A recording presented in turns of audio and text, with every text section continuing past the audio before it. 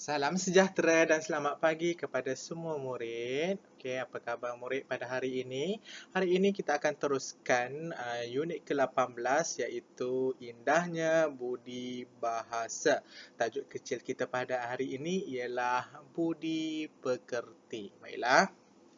2.3.2 membaca dan mempersembahkan karya sastra dan bukan sastra dengan sebutan yang betul dan intonasi yang sesuai. Jadi karya yang kita perlu baca hari ini ialah cerita. Okey, baiklah. Okey, sebelum kita membaca cerita, mari kita lihat sama-sama perkataan-perkataan yang kita akan temui dalam cerita tersebut. Okey, jadi perkataan yang pertama kita dapat lihat ialah segera. Apa itu maksud segera? Segera. Tidak berlengah-lengah lagi, cepat. Saya segera ke bilik guru. Maknanya dengan cepat terus pergi bilik guru. Tak ada pergi mana-mana. Tak ada singgah ke mana-mana, terus pergi. Okey. Dengan cepatlah.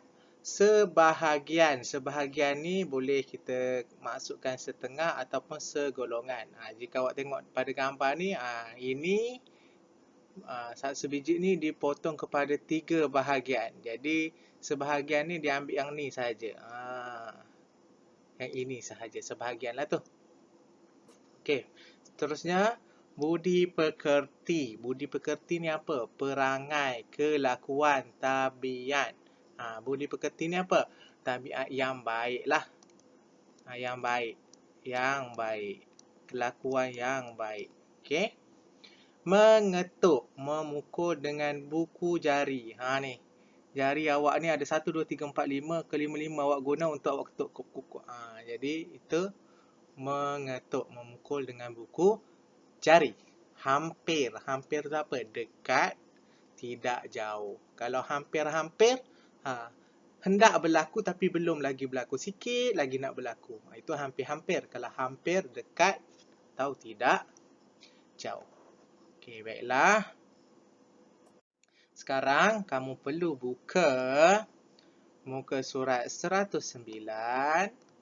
Hari ini kita akan baca cerita yang ada di dalam buku teks awak itulah.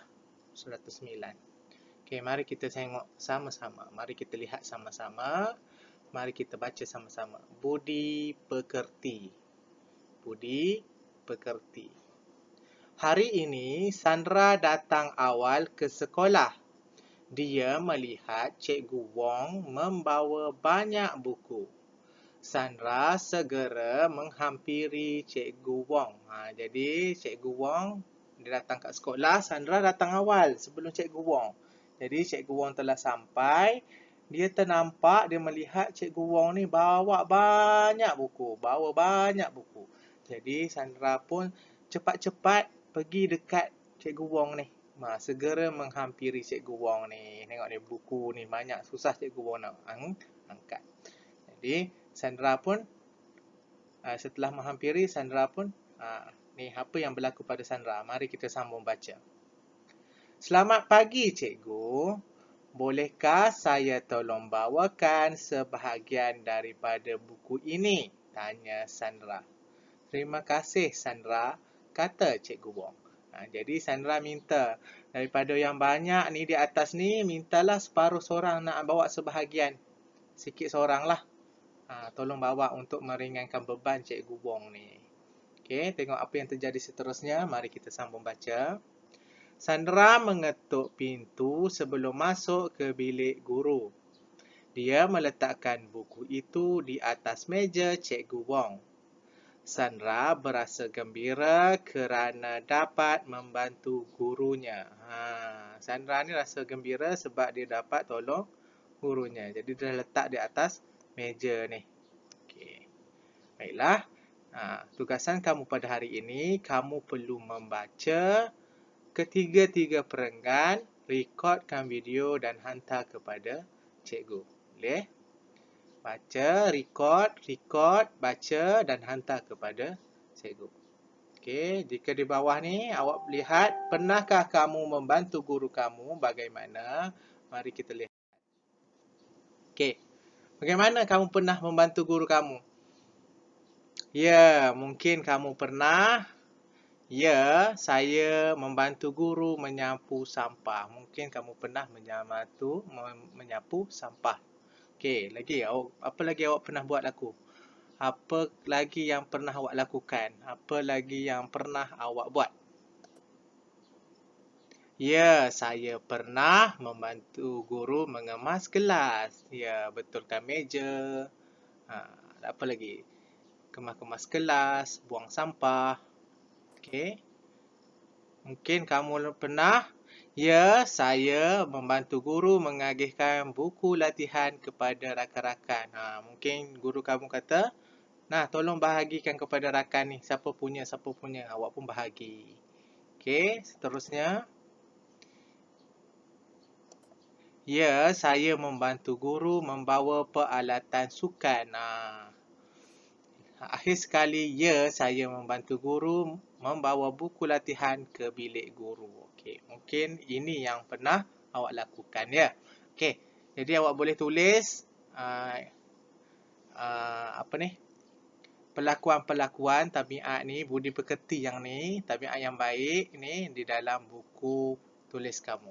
Okey.